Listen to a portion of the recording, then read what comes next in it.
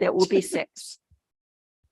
I'd like to call this meeting to order, and I would like to begin by acknowledging that the land on which we gather is the traditional and unceded territory of the Algonquin Nation. I would ask folks to turn off your cell phones, and if we can remember to, we'll remind you when you leave to turn them back on. Our first item is the adoption of the agenda. Moved by Dan and seconded by Bill that the agenda for the council meeting held July 11th be approved as, are there some amendments? Yes, there are, Madam Mayor. There are 2 under 7J under the staff reports under administration. It will be a staff appreciation. Also under number 15, under new business, the Parham Fair. And that's it, Madam Mayor. Okay. So adoption of the agenda as amended. Yes. Sorry.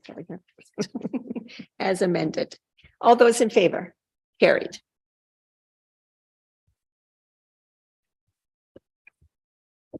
Is there any disclosure of pecuniary interest and general nature thereof of any item on tonight's agenda by any member of council? Duncan? Yes, I have an indirect pecuniary interest in item number 7F in regards to the proposed Rogers Tower. My employer is a direct competitor of Rogers. Thank you. We'll note that, and you've done your paperwork. All right. No other disclosures. Next, we have approval of the minutes, moved by Danny and seconded by Bill, that the minutes of the regular council meeting held June 27th, 2023 be approved as presented. Any errors or omissions or discussion? All those in favor? Carried.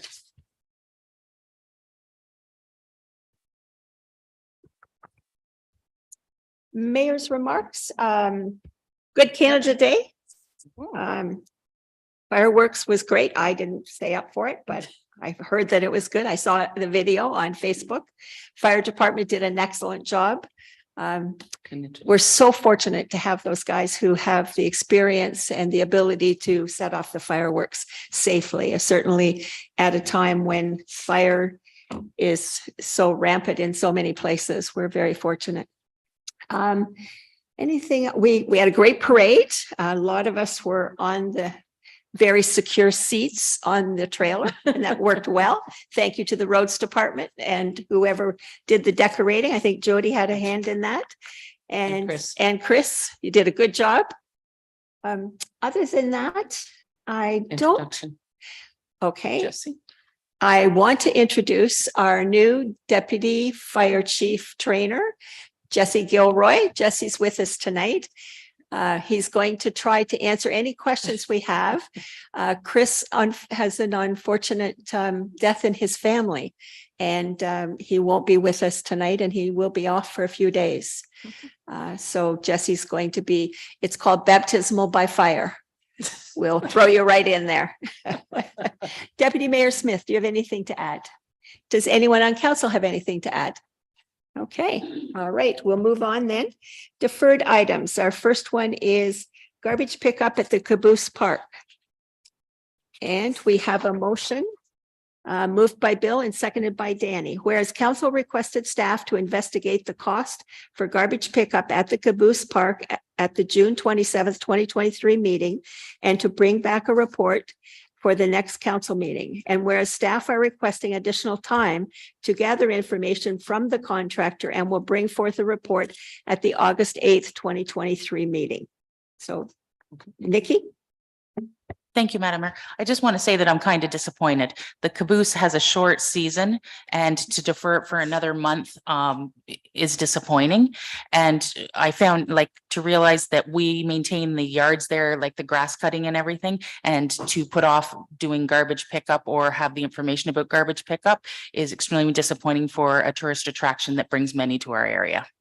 Well, maybe what we could do is we could also pay them back for what they paid in July, if that is what council wishes to do. So we can maybe look at compensating them for July, because July is a busy month and August will be as well. Okay, all those in favor? Carried.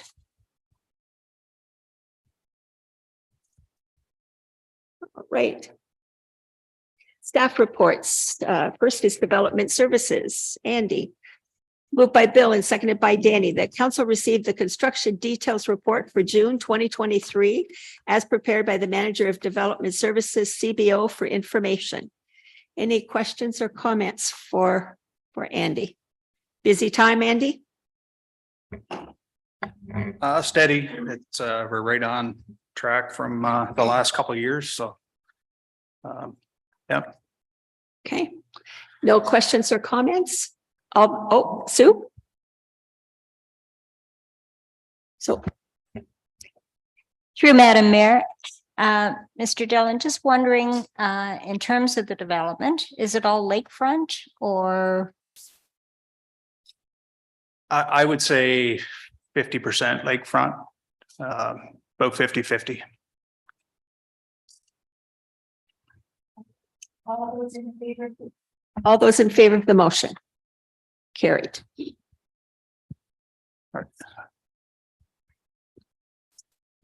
Can I add one more thing? Sure you Fran? can. I just was going to say the floor is scheduled to be refinished, starting next Monday in the hall here.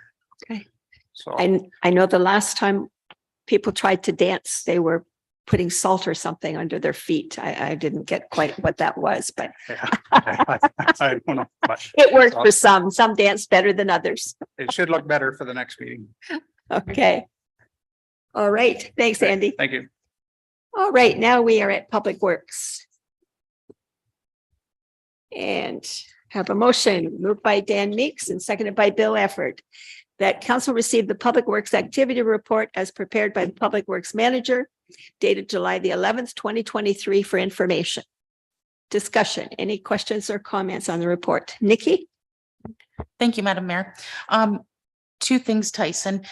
We've seen this report this is kind of the third month we've seen the report. This is the exact same report we received in June. So next month, there's a possibility we can have an updated report on some of the things. I'm assuming that preparing roads for capital projects has completed. So, just give us kind of an update of where things are at, not the exact same thing. And my second question is in regards to the Parham Fair Group. They've been doing some repairs in Parham. And just wondering what we can do to help them out. They've been staining, doing repairs on buildings, and where we're at helping them. Through you, Madam Mayor, to Councillor Gowdy, I apologize for the activity report. I was on vacation last week and didn't get it off to, didn't get any info to Noah beforehand, but I'll speak with staff about creating a little more detailed updates. And I'll review them more thoroughly to make sure that we've got everything. Sometimes we're submitting them a week and a half before, so it's not completely up to date, but I understand what you're saying. Parham Fairground, are you talking about the renovations to the palace? Yes, they stained the grandstand that was repaired last year. They did some staining there. They did some renovations to what they're going to call the ice cream shack, which is the old church addition on the side of the palace. Through you, Madam Mayor, to Councillor Gowdy, we always support the Parham Fair board. We definitely support both groups, the rec committee and the fair board, by executing everything that's in the budget. You'll have to give me more info on how else we can support them.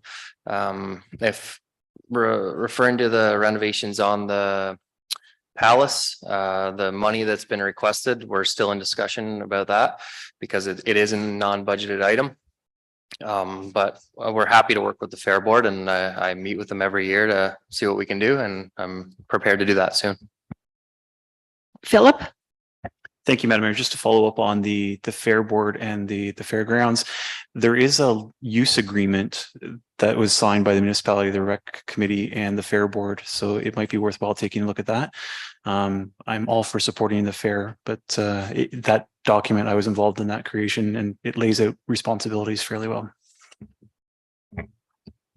We will get that pulled up. Kathy, that's on your list to pull that up. Okay, Susan and then Duncan. Through Madam Mayor to Mr. Myers. Just following up on the last council meeting when we were talking about signage for prohibiting overnight parking for recreational vehicles down at the government dock. And I was told that there is a very small sign. Must be very small because I went down there to the government docks and looked around and I was wearing my glasses and I still couldn't find the sign. So would appreciate if a sign could be put up in a more visible location. I think we had moved that at the last council meeting. So just want to keep that on the agenda. And I know you were on holidays and so forth. So just a friendly reminder. Thank you, Councillor Irwin. And just to add to that, I had a call that Crow Lake Beach had someone there camping last night. They just pulled in and were spending the night on the beach. Duncan. Thanks. Tyson, I've sent you a couple emails. The grass at the Charlotte Lake ball field is approximately 6 feet high in the back right-hand side. Just wondering when that's going to get dealt with. Through you, Madam Mayor, to Councillor McGregor. I think there's some confusion on which grass. We did just recently do a bunch of work at the ball field, and Noah has been after the contractor like crazy in the last couple of weeks. They're starting to get caught up now that the grass has stopped growing so fast, but there was definitely confusion about which grass that was, and Noah was made aware of it again today. We did, just to add to that, we've been having a lot of trouble with that grounds maintenance contractor executing the contract in all the hatched areas that were provided on his tender. Last couple weeks were tough ones, working with them to try to get them to execute the contract properly without holding back payment. We think we've got them almost in order now that the grass has slowed down. But what we had to do was actually get some of our own township equipment, and there's areas where they let the grass and weeds get so high, we actually had to take tractor mowers and brushers and knock it back down to a point where they can start maintaining what they're supposed to. So it's been a bit of a battle, and we're still we're emailing, calling every day. So are these new contractors that have never had this contract before? That's correct, Madam Mayor. Okay. So I guess in future, maybe we almost need to walk the grounds with them when a new contractor takes over. I have given them a map, though, I understand. Yeah, it's laid out.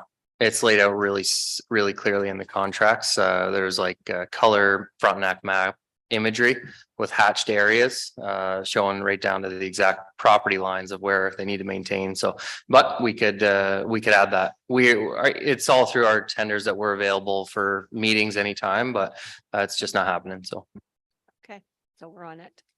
Cindy. If I may, through you, Madam Mayor. Tyson, I was just wondering if you have got someone to sweep the streets yet in the village. Through you, Madam Mayor, to Councillor Kelsey, that's on my list of a couple things just this week since the report was submitted to update council on. So I won't name the contractor, but another contractor issue. We emailed the contractor today and said that please invoice us for the one day that they came up and swept streets and no longer come up this year.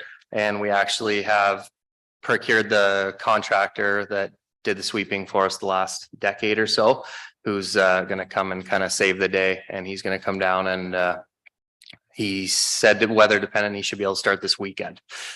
He's very thorough, very fast, and I expect it not to take long. I don't want to put a timeline on it because of how much trouble we've had this year, but we expect you to really see a difference now that we're doing a different contractor. And I hate to add to your list, but the pigweed along the guardrails, it's too bad we couldn't pull it out, but I know that would be a horrendous job. So, Madam Mayor, crews started this week getting all the material underneath the guardrails pushed back now that the summer students have started, and they've worked their way up to just north of the Township building today. Actually, I think they went past Ball Road. They expect to be in Parham before the end of the week and have all the guardrails on 38 and 509. The goal, weather dependent, is to get that all done in the next 2 weeks. Yeah. It grew like crazy this year. The height was amazing. Okay, anything else for Tyson? I just had a couple things to update council on. Guardrails was one of them. Summer students have started and seem to be doing well. Thanks to everybody who applied. Westport Road, I was on the project today and it's going well. A couple small little change orders, just improvements as once you get the project going, things we notice. But it's looking really good. The goal is to aim for Thursday, but Thursday is looking pretty bad for weather, but hopefully Friday for a new surface on that road. And basically the projection will be every day after Friday if it doesn't rain. So Arden Road, the most of the ditching for that project, that resurfacing project is complete. Contractor's still waiting on their culverts to arrive and that project's well underway. And we received the construction drawings for the O'Clain Lane Bridge rebuild. We received those today. We'll have a meeting with the engineer and the contractor in Frontenac County tomorrow morning. So I think that's it. Thanks, council. Okay, all those in favor of the motion? Carried. Thank you, Tyson. Did you have a good holiday? Good. That's it for the summer, right? All right, now we are at fire. Donna, would you come up with Jesse as well?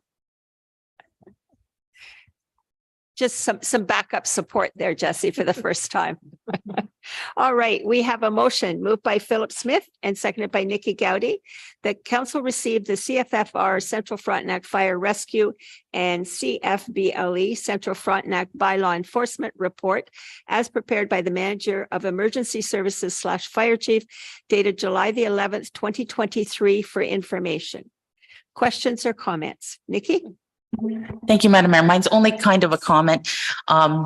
Jesse, it was before you started, but it was a lot of mixed messaging over the fireworks and stuff. So my comment is a suggestion in the future. We work very closely with the MNR and have a very similar policy because we had people that followed that there was no fireworks and then they called on their neighbors and it caused distress for that. And people that said that, you know, I'm following the bylaw. It says no fireworks if there's a complete burn bylaw on. So a suggestion that we look more closely at how we put bylaws, burn bans on and how we formulate what we put out to the public. I can speak to that one a little bit because I was on the call with the wildfire and emergency services. Every Thursday they have a call. And basically what they said is the fire ban in your area may not necessarily need to be on, but because we do not have the resources to fight fire, we are keeping it on across the province, but municipalities can still have fireworks. So it was an exceptional circumstance, given the fact that the north had a number of fires still burning. But our area had rain off and on. So that was the confusion. So our bylaw, I think, probably will need to be changed and put that exception in because this may be the way of the future.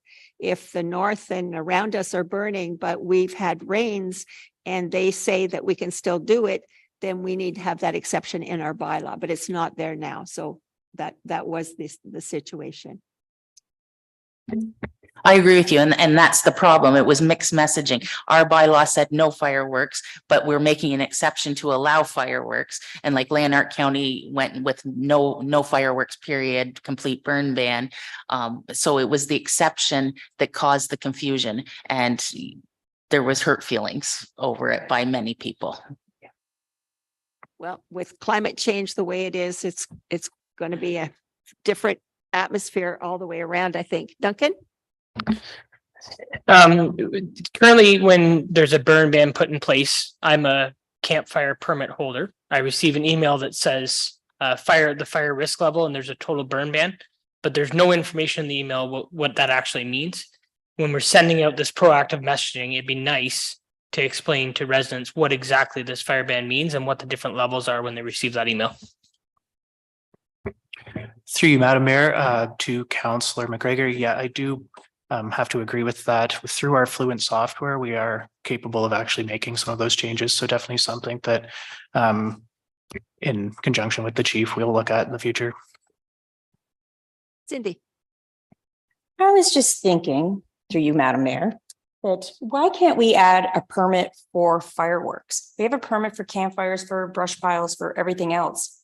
Why not have a permit for fireworks? Then you know who has a permit. If they apply for a permit, if it says no, we know that the ban's on. It would help both areas.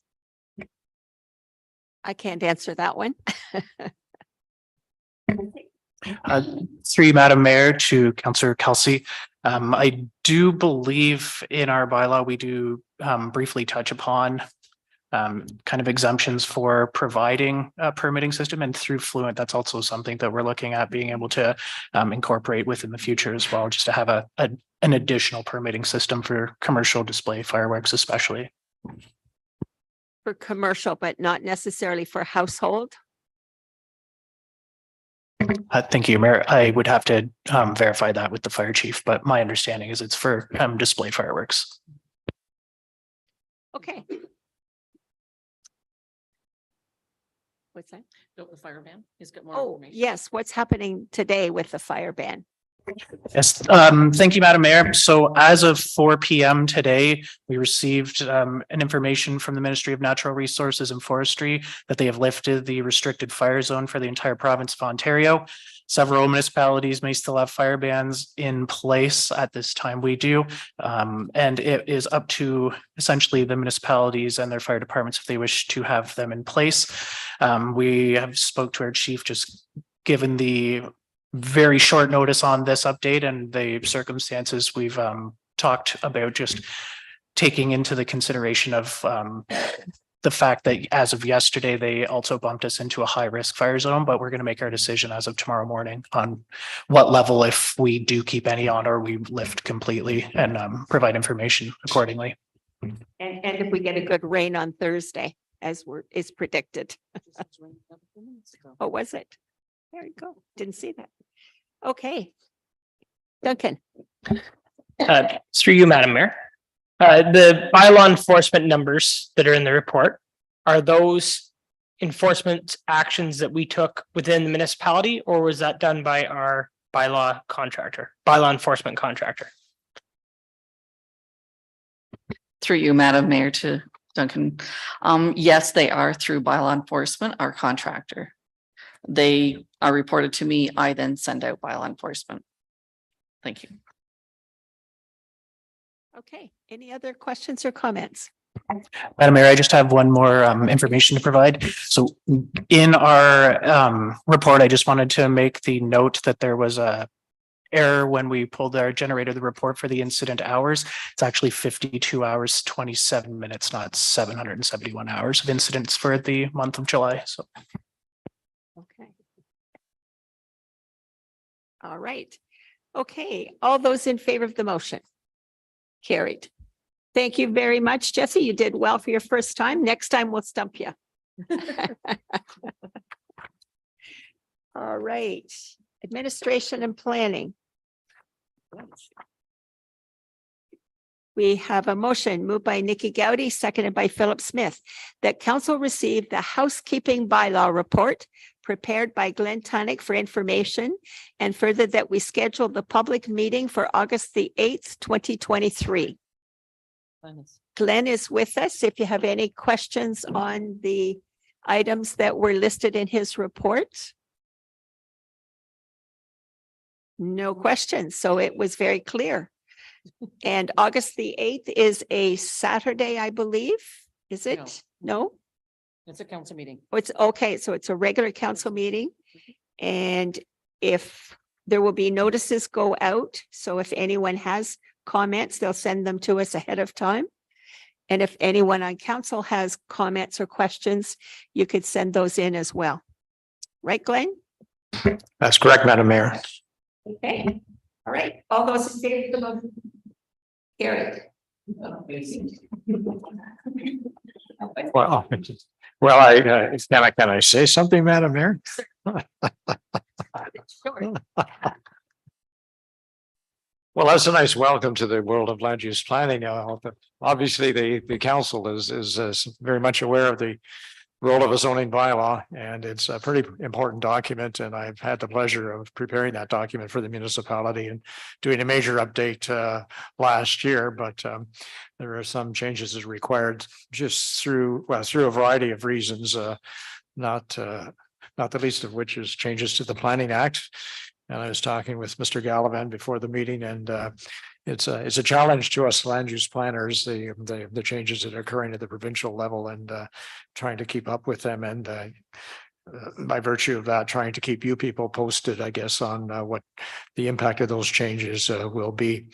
So essentially, the bylaw as proposed is relatively minor, and it's not uncommon across Ontario, where you have a comprehensive bylaw that's been in place for a while, to have a housekeeping amendment to deal with relatively minor changes. And I do want to emphasize to council that nobody's zoning will be changed. So any property that's zoned for whatever use now will remain as such. So there's no changes to the to any of the zones. And I don't really anticipate many comments, I guess, coming back on this proposed amendment. There is, in fact, because of the changes of the Planning Act, a minor change to item 15. The definition has changed yet again for the habitat of endangered and threatened species, but so that's coming down from the province. Okay. To keep up with all the provincial changes. I beg your pardon? Pass quickly before they change their mind on something else. Yeah, we have to live with, well, as I say, it's a constant, it's hard to know. I think one of the advantages, I guess, of the public pressure that's been exerted on the Ford government is the restitution of site plan control as it applies to waterfront properties. It's a planning tool that's really crucial to protecting the natural attributes of shoreline properties. Central Frontenac doesn't use that tool extensively, but it is a tool that is available to the municipality. And I think we as planners are glad that the Ford government reversed its position on that particular item in the Planning Act. Thank you very much, Glenn. Thank you. Next, we have, did we pass the motion? It didn't. Is this one? Yeah, we did. We carried it already. Okay, next we have Joe and Sonia to talk about the former Charlotte Lake Public School site redevelopment project and next steps. Welcome. Thank you, Mayor and members of council. It's a pleasure to be here. We have a very brief presentation. You've got our staff report. So we're here to talk about the school site and the work that was done on the feasibility study for communal services. But the main reason we're here tonight is to get your support for going back to talk to the public starting in August. Very detailed public consultation. So we can really get a sense and report back to you about what the public would like to see on the property. We've got the study to prove that we can have a certain number of units in the property. We've got some urban design mock-ups that were in the study that shows what the buildings could look like, but we would like for the public to give you more thoughts on where they want to go with this. And then we can move on to the next step. So we will be brief. Next, please, Chris. So just as a bit of background, as some of council was aware, you were on council at the time, the school site was bought in 2017 for the main purpose of building seniors housing. And that was because a few years earlier, Frontenac County Council, as part of their strategic plan, wanted to provide more seniors housing across the county. And they allocated $375,000 to each of the 4 townships to help spearhead that. So you did a business plan, and the recommendation was that potentially 2 5-unit apartments could be built on the site using the existing well and the existing septic system. Right around the same time at the regional level, county was looking at starting the work on the communal services project, which I can get into more detail in a moment. So the timing, we were just getting off the ground on that project. So I approached both Kathy and the mayor with a suggestion that the township consider pausing on this project and look at what you could have on the site, potentially more seniors housing on the site if it was developed on communal services.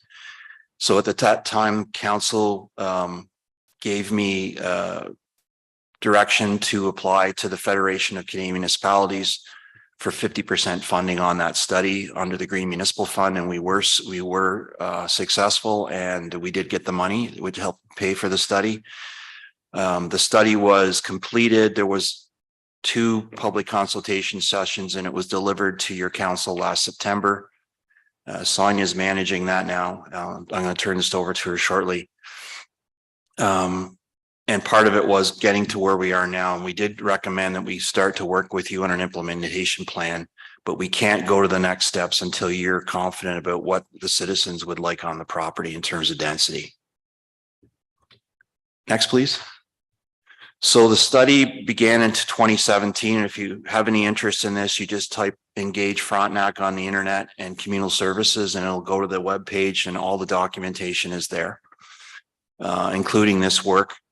So the main purpose of this work was to see if it would make a difference in the very rural part of rural Frontenac County, rural setting, and if there was any obstacles in the way. The study basically said no. The engineering, the technology is very proven, even though many planners don't understand the technology, and I certainly didn't until I started this exercise 6 years ago, and that there's no planning obstacles in the way, then that there's a lot of value of looking at developing on communal services for rural communities, because as it stands now, the only way you can build something anywhere in Frontenac County is on a private well and a septic, and that really limits your ability to provide different forms of housing, different business types, and so on. So next, please.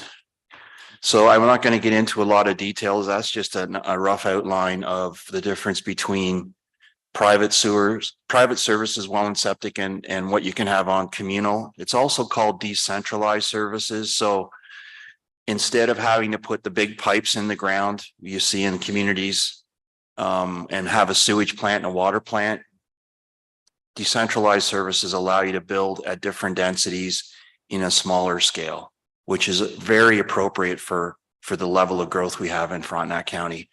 It certainly has potential for protecting lakefronts as well. But that is the engineering work that was done as part of your feasibility study. So I'm going to turn it over now to Sonia. Thank you. Great. Thank you. Next slide, please. So the feasibility study last year looked at basically the servicing options for the site and how to maximize the number of residential units that you could put on the site. So it determined that if you were using communal services, you could get anywhere from 45 to 50 residential units on the property. And when I say residential units, I think they were looking at about like a 2-bedroom apartment, right, is sort of the size of the unit that they were looking at. And as part of the study, the consultants prepared 2 development options to just, again, they're just options to illustrate what could be done. So next slide, please. The first one is a design that shows just one building situated closer to the corner of Robert and Garrett Street there. And then if we go to the next slide, please. Again, this is just a bit of a mock-up to show what it could look like, but it would be like a 3-story building with 45 2-bedroom units, entrances on Garrett and Road 38. It would retain the pickleball court in its current location, and it could be built to allow for mixed use or live work units on the ground floor. The second option, next slide, please, was sort of a 2-building option. So the building that you see on your right is still there. It's slightly smaller, but then there's also a second building where the pickleball court currently is. So if you go to the next slide, again, you can see the massing there. Now, the little building that you see that's like 2 stories right close to the corner of Robert and Garrett Street was intended to illustrate the potential location of the communal servicing equipment that could be housed within a building that looks like a building that fits in with the streetscape. I know the units themselves are about the size of a regular shipping container, but they don't have to look like a shipping container. You can house them in something. So the idea was maybe you could put it and make it look like the house across the street, but it actually has a servicing component instead of a residential component. But again, it's just an option. So next slide, please. So in terms of next step, the list you see here is the list that the consultants gave us at the end of the study. So there's still a bunch of work to do. Next up is actually coming to a consensus on the uses that you want to see on this site, and then also having a conversation about the ownership and financial model. So after we come up with a concept plan, there'll be some conversations about, are you going to continue to own some or all of this development? Are you going to completely turn it over to a private enterprise, or is it going to be some kind of public-private partnership, in order for it to move forward? There's also going to probably be a need to change the zoning on the site. So there'll be a planning act process and some other technical analysis. So a potable water analysis to see, for example, the existing well, can you retain that as sort of like a backup for whatever is built on the site? There's a need to do a formal environmental assessment process for this, as well as potentially source water protection. So that's sort of all down the road, and we will get there, but we're kind of putting the public engagement on land use first, and then sort of the ownership and financing model second, because really it's going to, the decisions you make on those impact the next steps, and as well as the financing. So specifically for public engagement, we can go to the next slide, please. I know that there was the downtown action plan that was done for Charlotte Lake, and I believe the school site was one of the sites that was discussed with the community, but that was done before we had done the communal servicing feasibility study. And then there was public engagement during the feasibility study, just to answer some technical questions, but really that study didn't look at what the community wanted. It was generally how much residential could you put on this property. That was the intent of that study. So now we want to go back and we want to have a conversation with the community. So we did hear that there's an opportunity maybe to do something other than residential. Please excuse me, I have to get my water.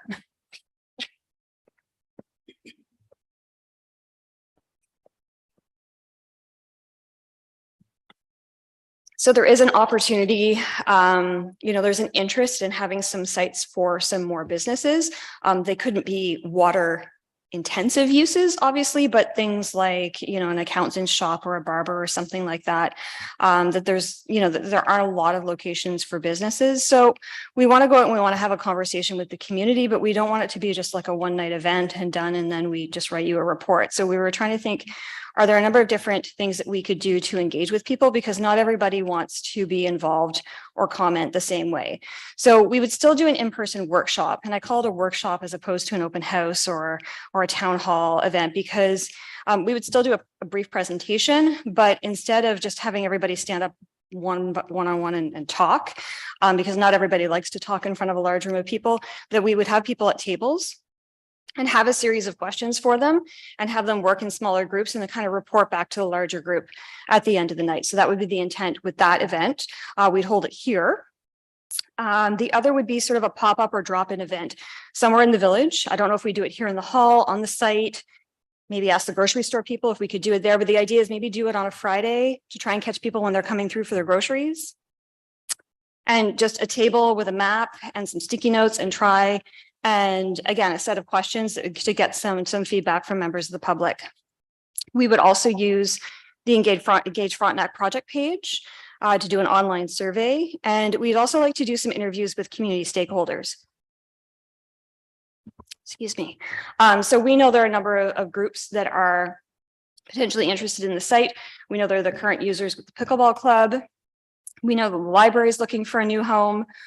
So there's the potential to go out and have some conversations. There's also a local housing association that manages some affordable housing. So they, again, are another potential partner. So we would like to have some one-on-one interviews and conversations with those people. And in terms of timing, we'd like to do most of this in August and September when it's still relatively nice out. There's lots of people around, with the idea that we would report back to you later in the fall with a summary of what we heard and kind of, again, a recommendation for the next steps moving forward. Next slide, please.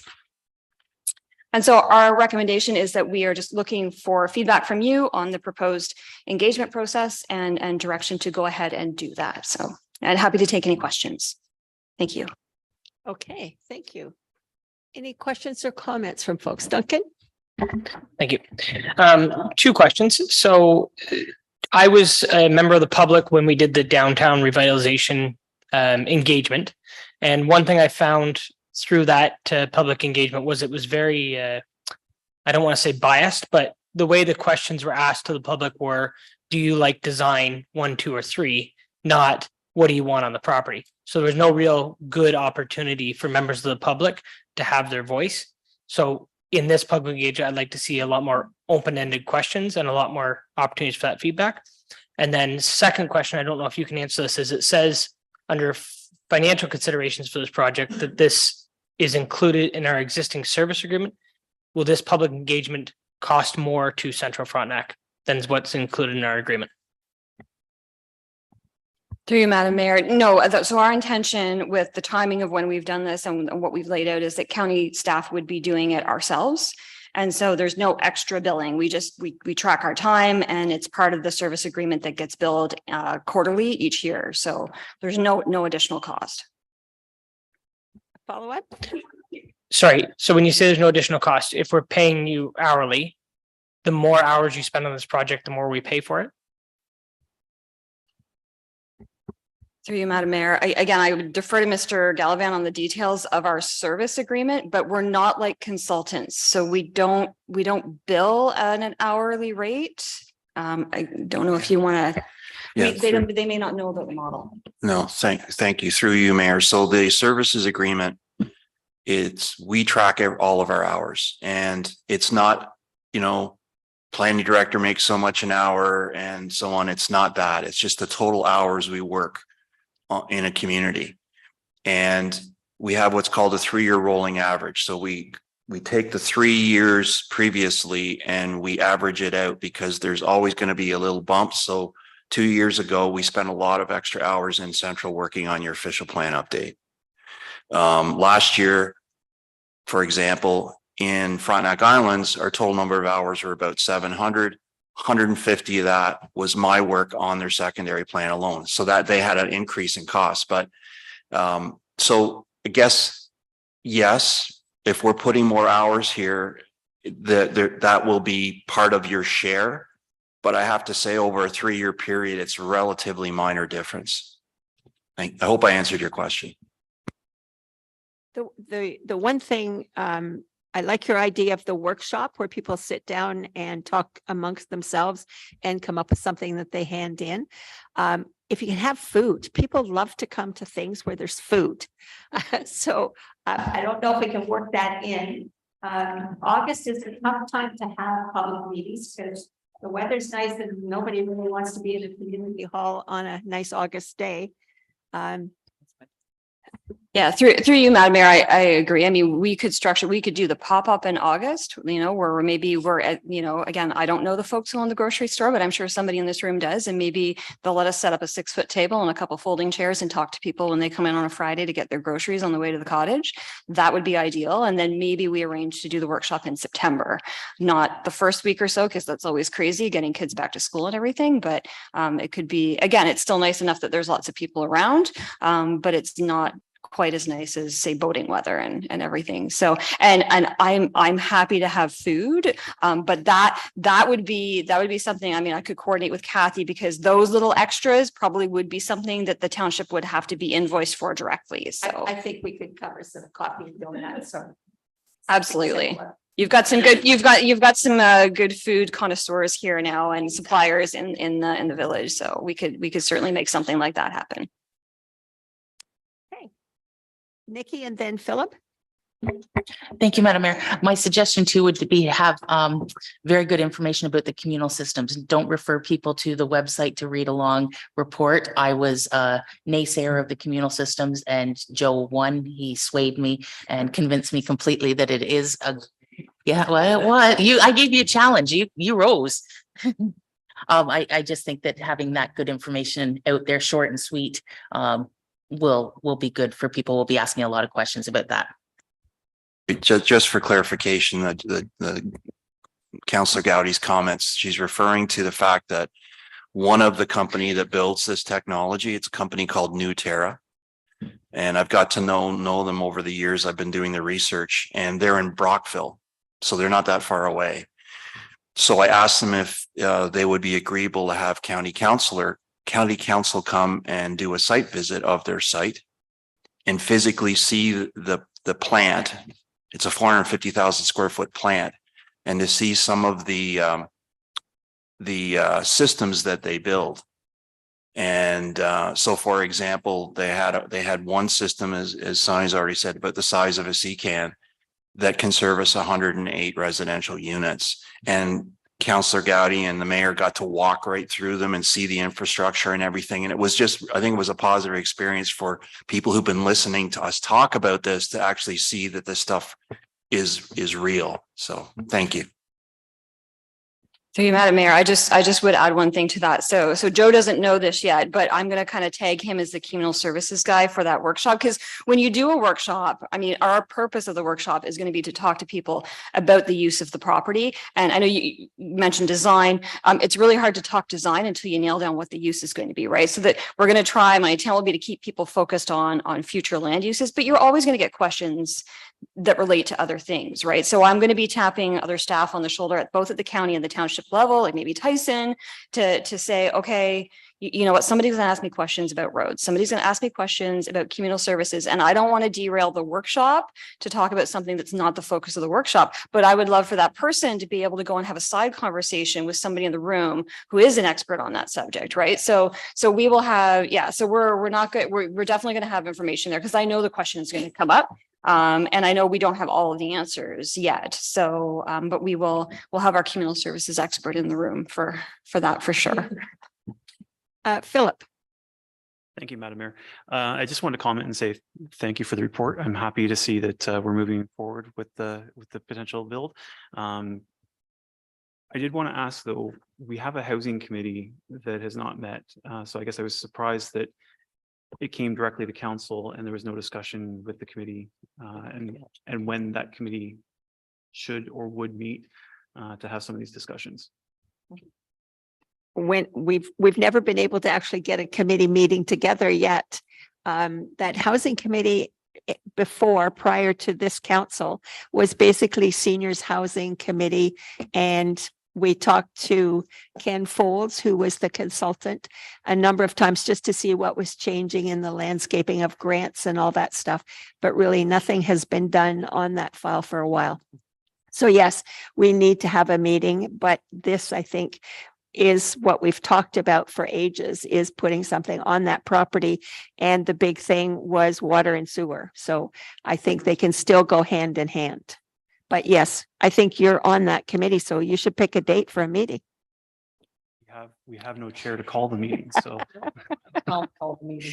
There, it's Kathy in Kathy's bailiwick now. I can be available when you call.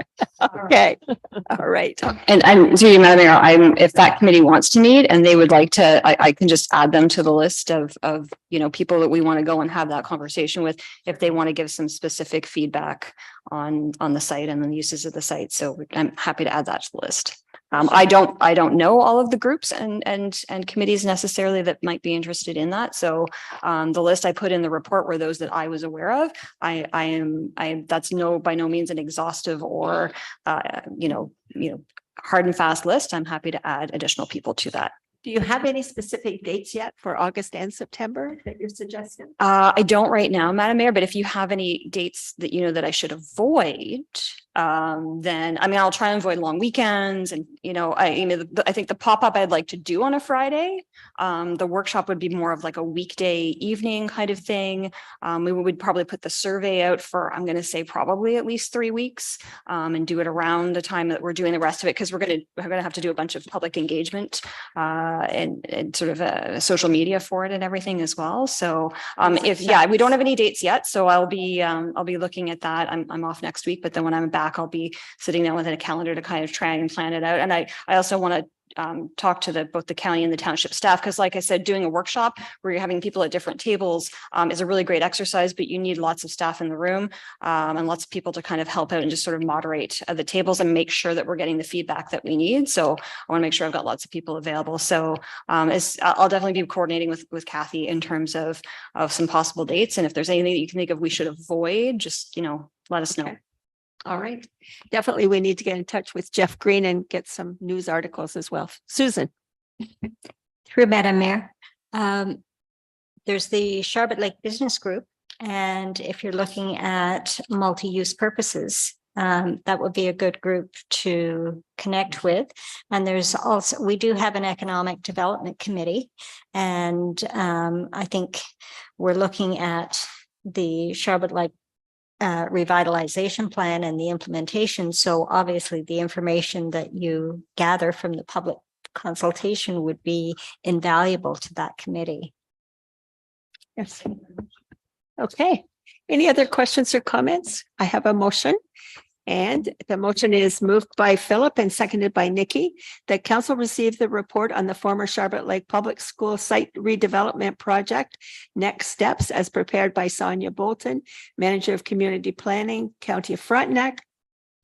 And for the council authorized staff to undertake additional public engagement about the potential future uses of the former Charlotte Lake Public School site and report back to council with a summary of public feedback this fall. All those in favor? Carried. Okay. Thank you very much. Thank you. Now, can I ask council's indulgence to bring our delegation up at this point? I do believe some of them have a ball game they need to be at a canteen for. Oh, it got canceled. You prayed for rain.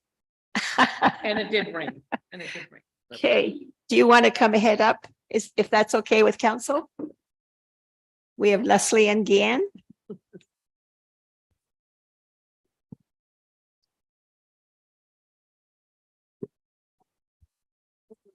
So first of all, thank you very much for having us.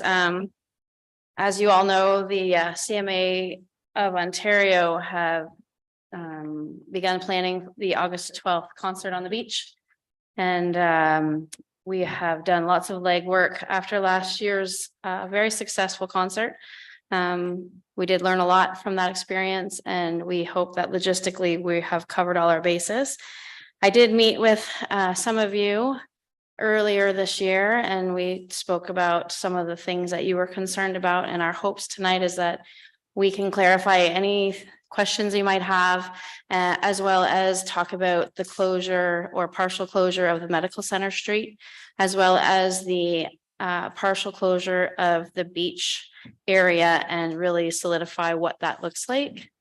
So the committee met last week, and we discussed blocking off. There's two options. One is to put the fencing down the middle of the beach, which would encompass the washrooms into the event. When we spoke, I spoke with Verl Mobbs, who's the executive director of the CMAOs today, and asked her what she foresaw with allowing the public during the day, because the beach will still be open. She said they would just leave an open spot for people to pass through. And they would just put someone there once the event started and the liquor license was in effect, so that the public washrooms were still accessible, but that no alcohol would pass onto that side of the beach. So by doing that, we've allowed that washroom to be utilized, as well as the porta potties on the other end. And then there's the single washroom over on the southern parking lot for the other side of the beach as well. So logistically, we're going to be blocking off that. We can either do that, or we can leave the public washroom out of the event, in which case we will have the people who are attending the event pass through, no alcohol, and that would just be manned by security guards. We're open for suggestions. We haven't really made that final decision yet, so we can discuss that for sure. The gates will be on the northern end of the beach, just like they were last year. And there will be a minimum of 2 security guards. I did speak with the acting detachment commander, Jamie, about the possibilities of hiring an OPP officer. We haven't really jumped into that one quite yet. I haven't had the time to quite get my head around that. I've got my head around a few things, but that one hasn't been top of my list yet. So I'm working on that. One thing that I do need to say is that I'm not going to be present the day of, which is why my colleague Ian is here tonight. So anything that's of concern, we can both hear and share with the group. So first, I think we need to talk about closing off Medical Center Street. Last year, we closed off half the street and we had a person on either end, which allowed local traffic and emergency traffic to be able to pass through. And I think that went fairly well. I know that having a little bit more awareness in the community would definitely be beneficial, which is why I'm hoping that tonight we can actually have a decision so that we can start letting people know. I think communication is something that maybe we lacked a little bit last time. So I'd really like us to be able to share that information with the community so that it runs a lot smoother. We do have volunteers in place that are going to man those stations. We're working out the timing, but I'm thinking with the event starting at 6:30, if we were to have that road closed by 5 o'clock to public traffic, that would probably eliminate the congestion through that section while there's lots of people moving around. Again, the end of the beach is still going to be open to the public. However, I do think that parking lot for the medical center dental office should be closed at 5 o'clock as well, just so that we can control the movement of people and vehicles for safety. Again, there's a lot of people there that day. Last year, we had 900 tickets and we figured we had about between 300 to 400 people off and on throughout the day. This year, we've printed 950 tickets. And again, we do expect the numbers to be a little greater. Again, we can never, depending on, there's so many factors, weather, we're just not sure how many we're going to sell. They are available now. So we're hoping that we can get some numbers as it gets a little bit closer. So we're a little bit more aware of what we're up against. So I know that first aid was also one of the topics of discussion the last time we met. And I spoke to a couple of volunteer firefighters. They are willing to come and spend the evening with us with their first aid bag, which will allow us to have some on-site first aid. We didn't need any, thankfully, last year, but we did have an experience on Canada Day where they came in super handy. Canada Day was a super great test for what can happen down there, and when you're prepared, how those things can be dealt with and everybody is safe. So I reached out to Kim Gould, who reached out to Bill Young, and those two are willing to volunteer for that evening.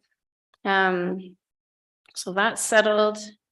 And I don't know what else logistically we really need to talk about. I was working with Tyson and Stephen on some of the things that municipally we could borrow to safely block off roads and have the areas sort of more safely identifiable.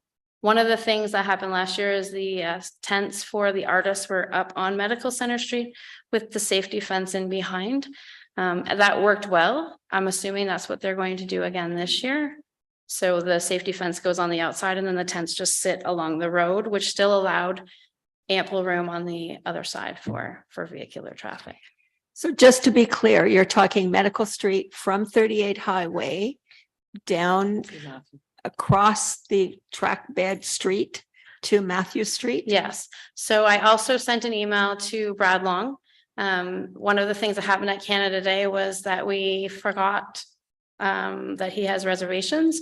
So we actually blockaded off his parking lot. And he came to see me after and said he didn't think that blocking the whole parking lot was necessary, that he would work, because I did mention the event and I said, you know, I would like to sit down with him and make sure that his business isn't in jeopardy because there's going to be so many people. He was very good to speak with, and he said that we would just block off half of his parking lot. And again, I think signage is going to be key. And I said that to him, that we would have customers only signs up to try our best to eliminate parking in that area. There was not that I'm aware of, and I don't know if you are, that there was absolutely no traffic issues last year. It was actually a smaller group than Canada Day. So it's something we always get very anxious about when you have new people coming and they don't know the area, but it seemed that traffic last year flowed really, really well. So not something that we're concerned of, but we're prepared for in the event that if emergency services have to come, we want to make sure that road is accessible.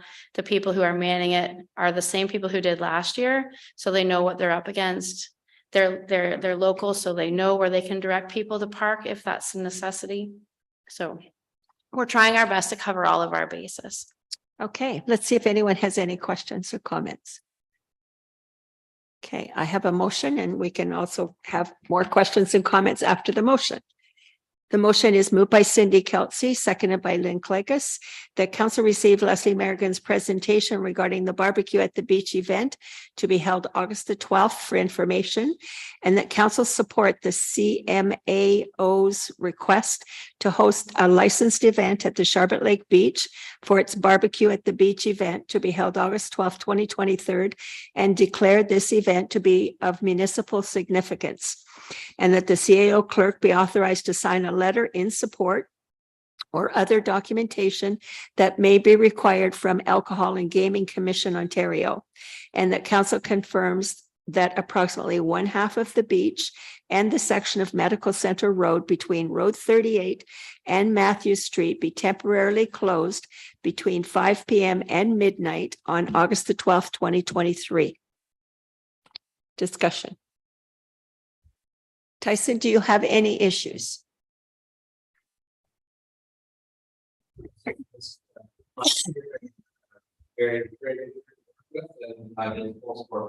Okay.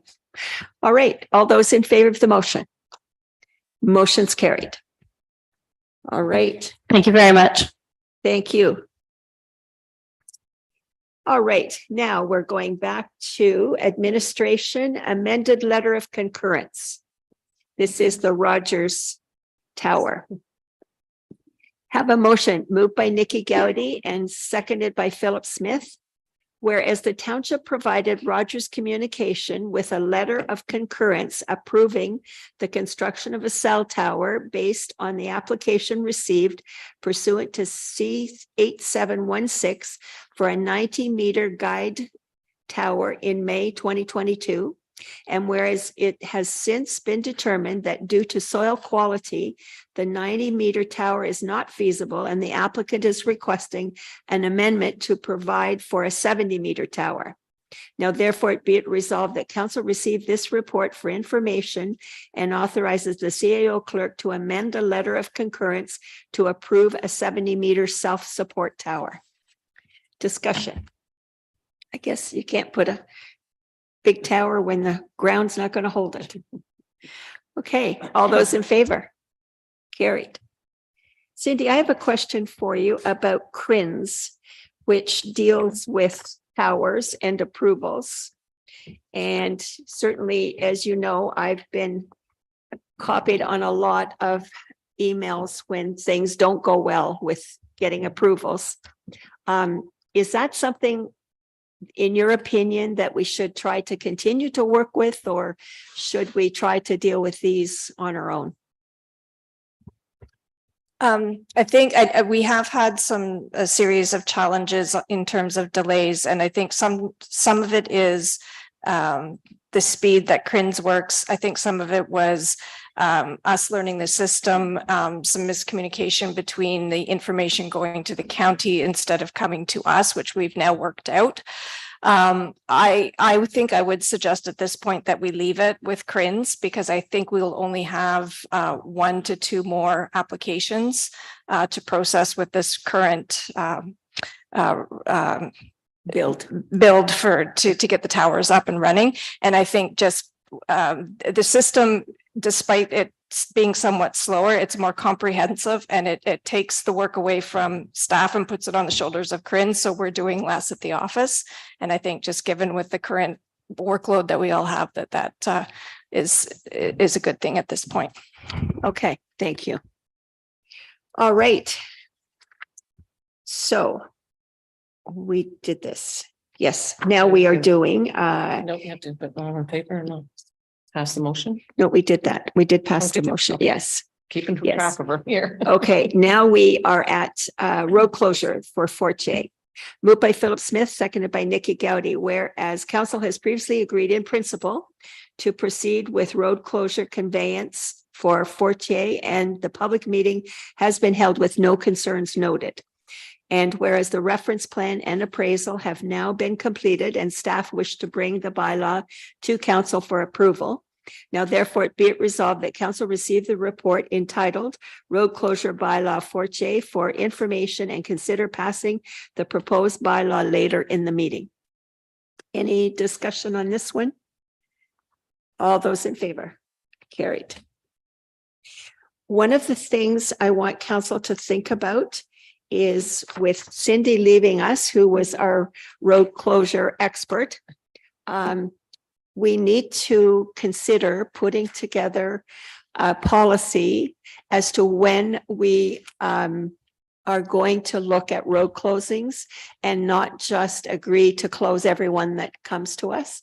Almost like just putting a stoppage on road closures for a while to see what road closures we would like to put in a policy. For instance, if it divides a property, those might be ones that are no-brainers that we should close. But sometimes people just want to close roads to add to their property and really doesn't make a lot of sense to go through all of that work to get it done. It is time consuming for staff. And Cindy has been doing them. In future staff, which will be Kathy and maybe whoever else comes along to help out, will be doing the basics, but the lawyers are going to end up doing the most. Mind you, that will be paid for by the applicant. But it's something I think we need to maybe ask staff to give us some ideas of numbers we have, situations we have, and whether or not we want to put a moratorium on road closings for a while. Anyway, that's for another time. All right, purchase of land, Titchburn Rink.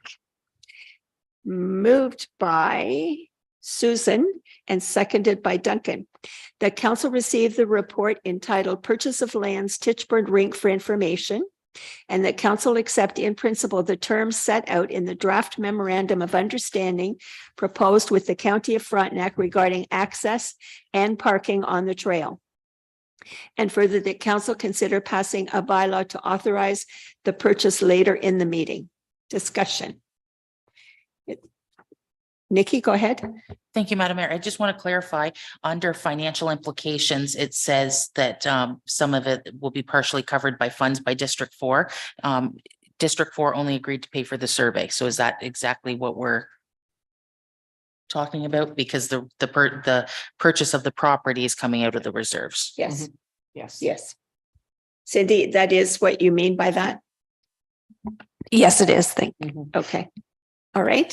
All those in favor? Carried.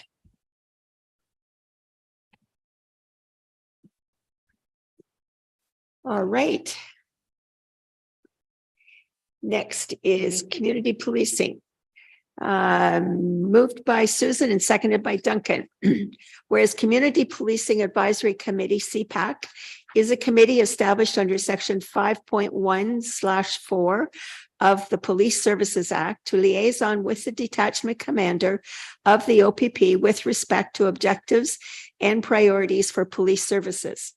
And whereas this committee has drafted updated terms of reference for council's approval and also wishes to bring to council's attention certain recommendations that were made at its recent meeting.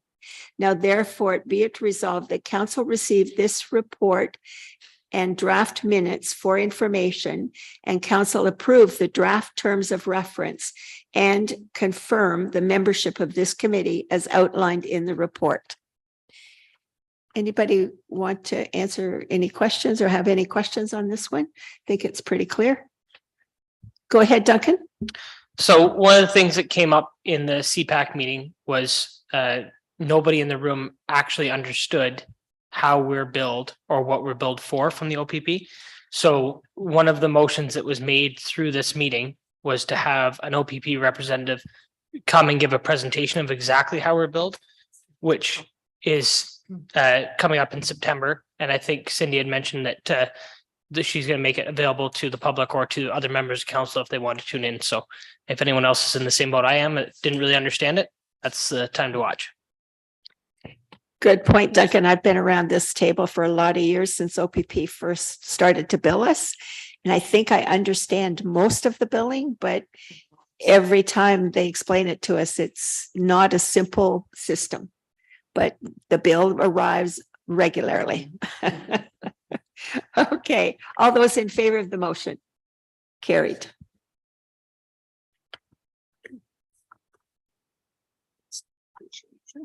Okay, Cassie, yes. So the additional was in regards to under administration for staff appreciation. So I've been discussing it with managers and also to do with Cindy's departure. So on July the 18th, we're going to close the office. Well, we were going to close the office, but the staff will be done as of noon. And what we're going to do this year as half a part of is have something to eat. And we've got a couple of pontoon boats and take staff for a little ride around up the upper end of the lake. So we thought that would be great. And we will do some things with Cindy. So if any council members wish to attend, that would be great if they want to come and join us. The mayor and Councillor Erman have agreed to keep the office open. So they're going to man the office for the afternoon. So don't call.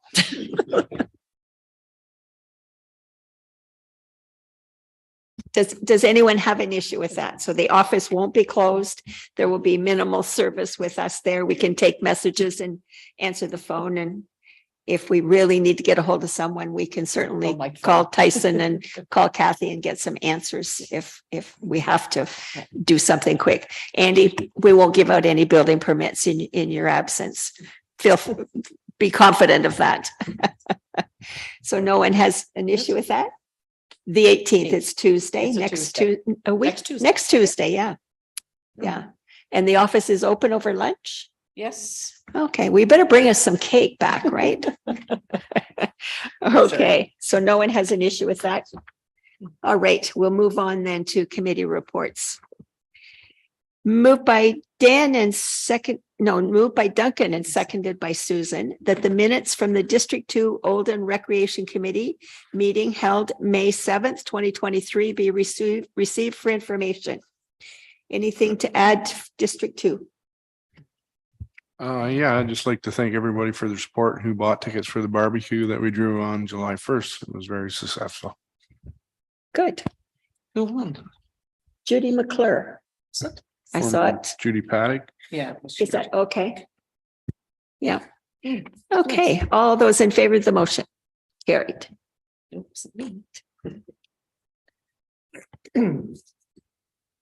Great. Moved by Duncan McGregor, seconded by Susan Irwin, that the minutes of the Kennebec Recreation Committee meeting held May 15th, 2023 be received for information. Any questions or comments on District 1? I have to go with names, numbers escape me. Duncan. Just about rec committees in general, because they're committees of council, should their agendas be available to the public before the meeting happens? They can be, but they're not televised, but any member of the public can go to a meeting and observe. There is a calendar that if the office has the date, they'll put the date and the location in the public calendar that the public can see where the meeting is. Cindy? And just further to that, because we're sort of looking at the reorganization of the rec committees to be under the Central Frontenac Rec Committee, that would be the different type of committee council that wouldn't necessarily have to have the agendas posted. The meetings would still be open, but there's the rules relating to those subcommittees once they're formed under the rec committee would be slightly different. Okay, Susan. Through Madam Mayor to Councillor Clegus. I'm just reading the Friends of Arden and looking at a Kennebec Sports Center. Just wondering if you could expand on what's envisioned by a sports center. Yeah. Okay. The Kennebec Sports Center, the build that we're working on right now with the rec committee to replace the old rink shack that was there. And it's going to be a more encompassing building for all seasons. And it's in progress right now. Well, that sounds really exciting. I thought maybe we were going to have the sports complex, but I'm really glad to hear that that's happening. Just a bit of a different name from the Rink Shack. Okay, all those in favor of the motion? Carried. Okay.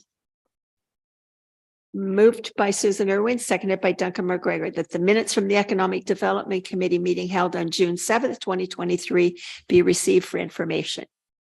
Any questions or comments on those minutes? All those in favor? Carried.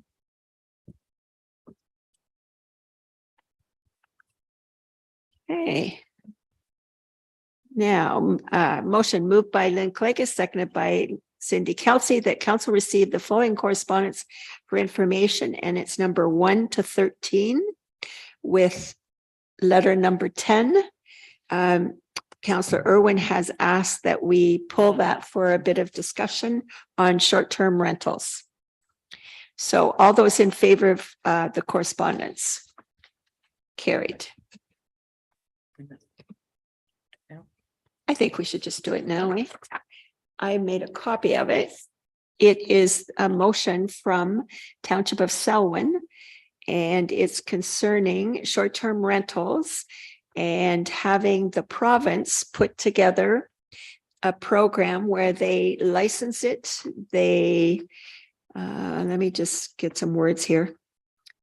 The province move forward as soon as possible to legislate that all third-party short-term rental brokerage companies, for example, Airbnb and Vrbo, appropriately manage and be responsible for their listings, and to compel compliance that the province establish the requirement for STR companies to require each rental listing to be registered and to pay an appropriate annual fee, and that STR company provide this registry along with the collected fees to the municipality in which the STR properties are located, which allows the municipality to be aware of all registered STR properties and to have access to funds for municipal expenses to enforce/respond to issues at an STR property. And further, that the province require the STR company to delist/remove the property from the company's listing so that the property cannot be rented where a municipality has identified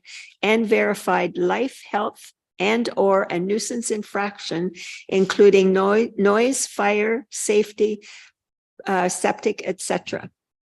And that a copy of this resolution be sent to all Ontario municipalities for support, along with the Minister of Municipal Affairs, Steve Clark, and local MPP Dave Smith and MPP Michelle Ferreri. So basically have the province take it over and do something about it instead of the municipalities. Discussion. Nikki. While I think that is great and I totally support the motion in writing a letter, that's only dealing with the companies that do short-term rentals, like Airbnb and Vrbo were the ones that were acknowledged. I still feel very strongly that we as a township need to have a short-term rental bylaw and policy in place. And I was going to bring up under other, so with your permission, I feel that I would like to see how we can go forward about having a public meeting and hearing from the residents that what they would like to see about short-term rentals before October, when we are looking at budgeting time. Because I brought information to you and Kathy about short-term rentals, and I feel that our next steps are to look at, if we're going to do this, having a bylaw in place, hiring somebody that will cost us the first year to do the investigations, because these companies are ones that are registered with, but there's a lot of people that rent out their cottages as short-term rentals, or even their homes as short-term rentals, that won't fall under a company's umbrella. And we as a municipality need to have rules in place, and we need to start collecting that money. Like, we're having increased traffic on their roads. It's not just the increased septic problem on these properties, but we have expenses with roads, beaches, etc., that we could reuse some of those fees and fines to help offset our expenses when times are tight and we need to do some more infrastructure. So I would like to see us work forward with this, not leave it, and have a public meeting now while people are in the area. And how do we go about doing that? The question about doing that would be to have staff who can answer questions about STRs. And I don't know that any council or staff is that well versed in it yet.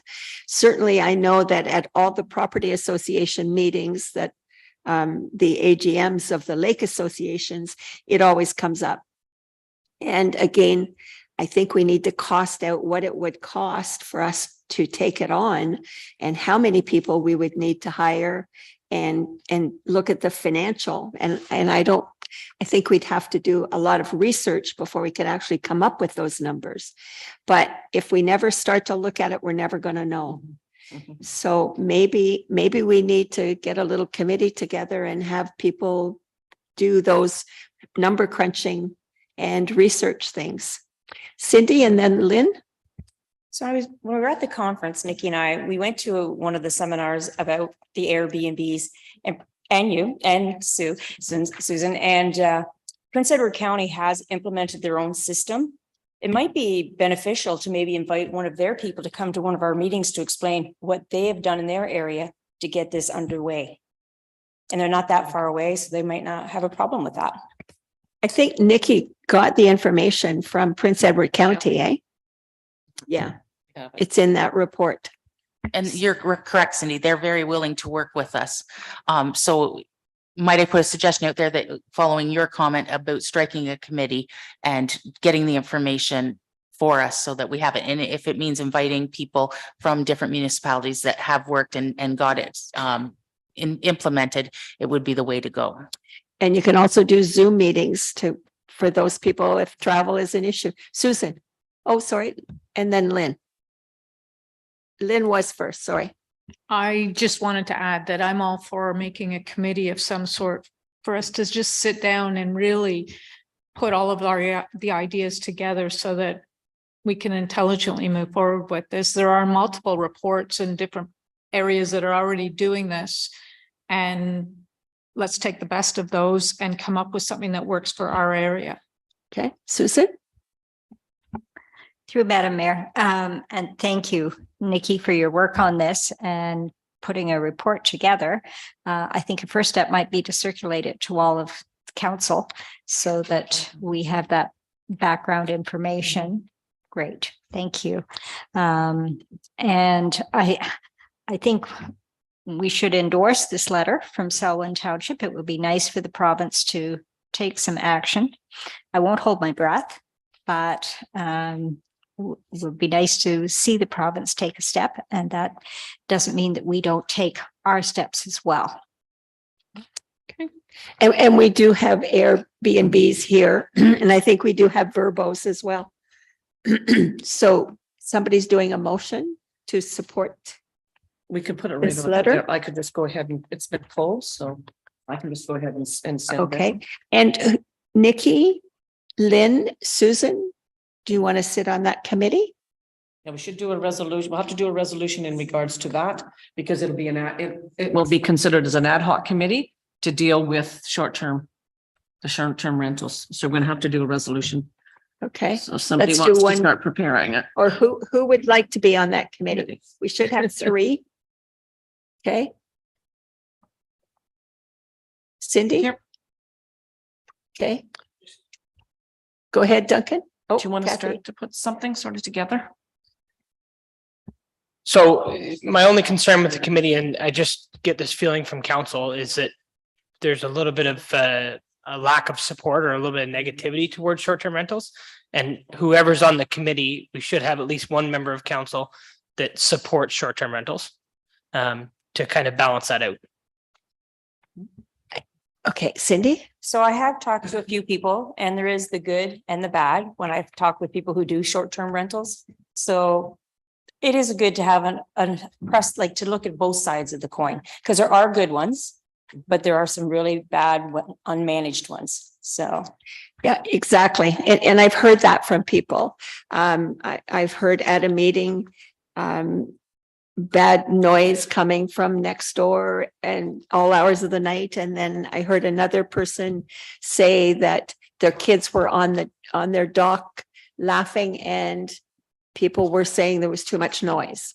So it's a real balancing act. Nikki. Thank you, Member, through to Councillor McGregor. I totally support short-term rentals. I'm looking at it as an economic driver in our area, and we just need to buy into it. To clarify to you, we need to buy into it, and we need to make money as a municipality from this thing. So it's not all about the negativity. Yes, you hear from the negative ones more than you hear from the positive ones, but I think that the community we live in needs to support short-term rentals, but do it in a rule followed legal way where we can benefit as well. It is going to cost us money, and it may only cost us money for the first couple of years until we start to make money, as Prince Edward County has done. Yes, the first year it costs them money to hire the 2 employees they have. So it costs them money to get that in place and do all the research and find all the short-term rentals in their area. But last year they made over 500,000 in fees and enforcement fines. And this year they had put in their budget about 500,000, but they're anticipating closer to 6, maybe over 600,000 in profits. That's after paying the staff for doing it. So if it's that big of an industry, it's something that our area definitely will support and is needed. Okay. Do you want to put the names on who all to be on the committee? So who's going to be on this committee? 4's too many. 3. Yeah, it's going to be 3. If you get one from each district, that's too many. 3 is probably, you can always ask input from everybody. Okay. Sorry to cut you off there. I would like to put my name forward for the committee just to give contrast to some of the things that have been said here tonight. That's 2 people from the same area. Yeah. Okay. Do I flip a coin? Okay, Nikki, definitely.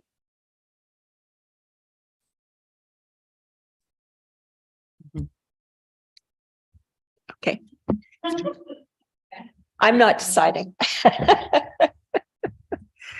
Okay, I'm going to say a committee of 3. And you give me the names because we're going to need a mover and a seconder. Who wants to do it? Well, we want 3 people. It would be good not to have 2 from one district and only 1 from another district. So yeah, should be 3 people from different districts because there are STs in all of them, in all of our wards. Susan. Madam Mayor, I recognize that we don't want 2 from the same area. I do have a number of committees, so as much as I'm very interested in this, I can still follow along, and I will recognize that Duncan, as a new member of council, may have some more time to spend on this, but I'll still put my 2 cents worth in. Sure, and that's just it. All of us can still comment on anything that's being done. We just won't be doing the specific work that needs to be done on it. Okay.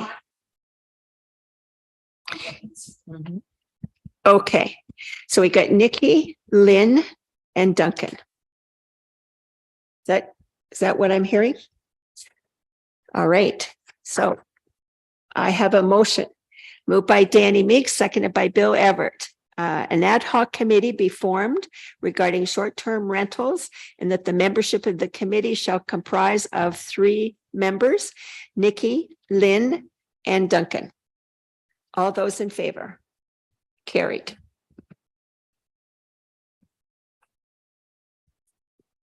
I'm doing the one for someone. Okay.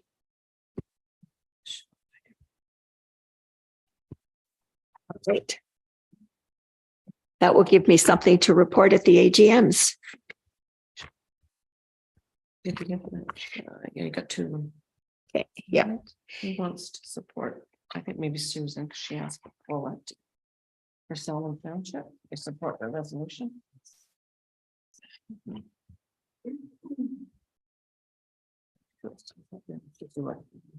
Yeah. We're down to the bylaws. We're getting there. Is that yours? Okay. Yes. And I know South Frontenac has done some research, so. I thought that-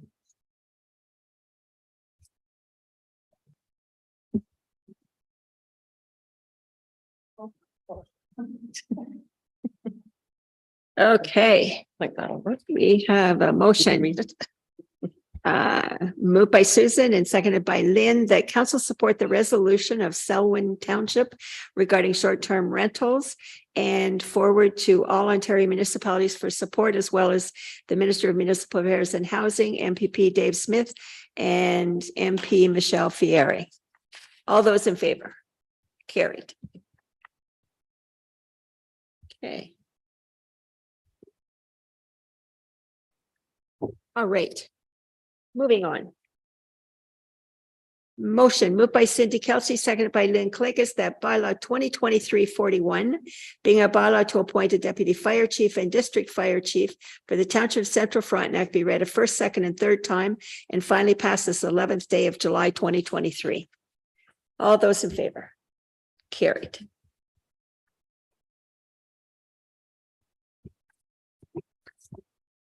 Did I miss anything? No. Okay, no public meetings. All right. Moved by Lynn, seconded by Cindy, that bylaw 2023-42, being a bylaw to permanently close, declare surplus, and sell part of a highway, be read a first, second, and third time, and finally passed this 11th day of July 2023. All those in favor? Carried.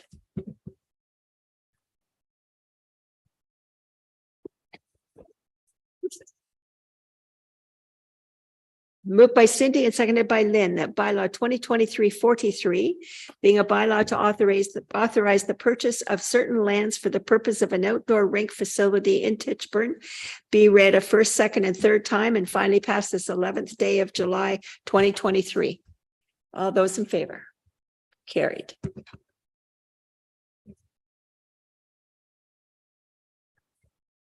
Sorry, I keep hitting that mic.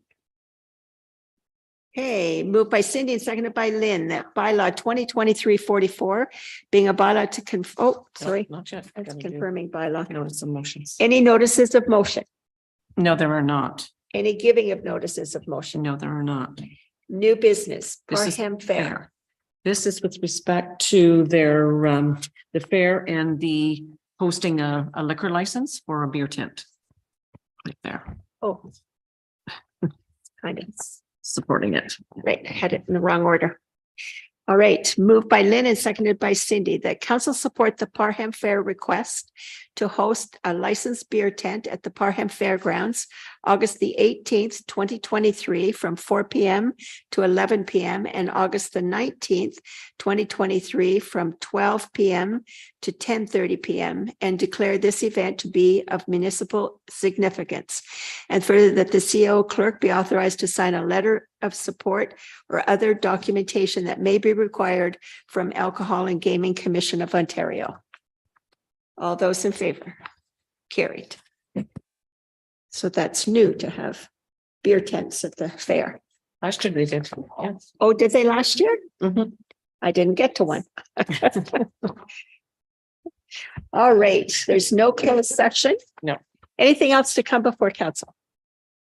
Okay, moved by Cindy and seconded by Lynn, that bylaw 2023-44, being a bylaw to confirm the regular meeting of council held on July the 11th, 2023, be read a first, second, and third time, and finally pass this 11th day of July 2023. And further, this meeting be adjourned until 6 p.m. August the 8th, 2023, said meeting to be held at Soldiers Memorial Hall, Garrett Street, Charlotte Lake. All those in favor? Carried. And it is 7:33. So Cindy, you'll still have council meetings, but there'll be planning meetings, right? One more.